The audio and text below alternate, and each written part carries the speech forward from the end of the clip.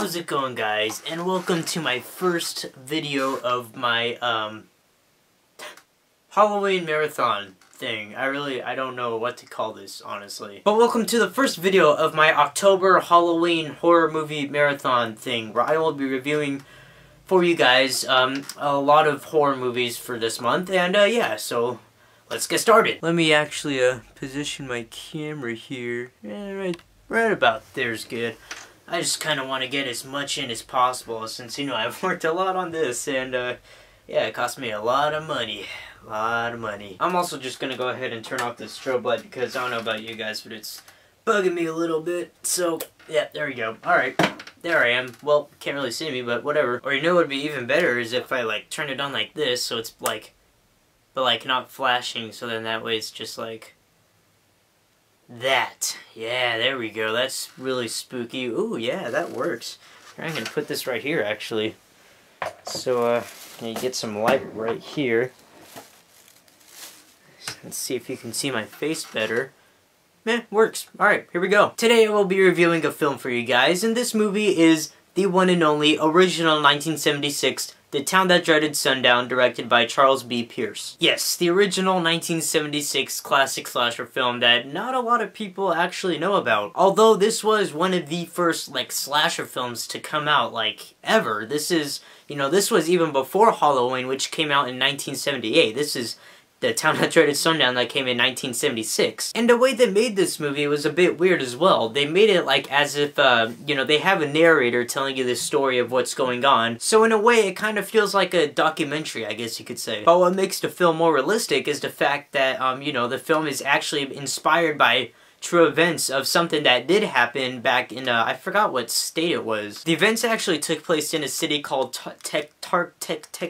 Texarkana or something like that. Texarkana, I believe it is, and this is a city that is actually in the border between Texas and Arkansas, so they kind of, I guess, blended the name together. But yes, the actual events took place in that city where there is a serial killer named the Phantom who began killing people between February and May of 1946. So this killer was only active for a couple months, but you know, he was it's still like really crazy. Considering the fact that they never caught him and they never knew who it was. All they knew was that it was the guy who wore like a bag over his head with, you know, little eyes, with like little eye holes. Like, expect Jason in Friday the 13th Part 2, except, you know, in this one, he has, like, eye holes in the sack. But, anyways, so yeah, this guy, he's legit. And, they never caught him. They don't know who it was, but he was only active, between February and May of 1946. And the thing that they actually found out was that he only assaulted people every 3 weeks. So every 21 days, you know, he would kill people. So this was, you know, very, very interesting. And, you know, it's also very interesting to see that they made a film out of this and that it is actually classified as one of the first slasher films to ever come out. Like, this is one of the movies that started the whole slasher genre, believe it or not. This was before Halloween, before Friday the 13th, before A Nightmare on Elm Street. I just dropped my remote. But yeah, you know, this was, you know, kind of the one that started it all. I don't want to say it is the one that started it all, but it's definitely one of them, you know, around, like, you know, the mid-70s is when it started. But like I said, the film is narrated, so there is somebody talking, you know, over the film at times. It has, like, a straightforward plot line, you know, it's like an actual movie, except, you know, there are some parts where there is a guy narrating and telling you what's going on or what's been happening the past couple weeks or so. And, you know, it's very interesting the way they filmed this, and it's kind of like unlike anything you've really ever seen. Seeing that it's filmed like a legit movie, and at the same time it's also like being narrated by somebody, but just in a very strange way. Like, I can't really describe it to you, but it's definitely very unique the way they filmed this film. Especially considering that this film was like way ahead of its time. You know, there weren't any, you know, real slasher films out then, and this was just kind of like a weird approach to it, I guess. Basically, the story, I pretty much just told you guys this story. There's a guy named the Phantom, wears a sack over his head, and he goes to this one place. I forget what it's called. I believe it was just called Lover's Lane in the film, but, you know, there's a specific spot where he goes every 3 weeks, where he murders, you know, a couple of teens, you know, in the car, and, yeah, that's pretty much the whole story, but it follows, like I said, it's narrated, and it follows the entire town and how they react to, like, this event, and, yeah, it's pretty interesting, like I said. But the film mainly follows a group of detectives who are, you know, trying to track down the killer, who, of course,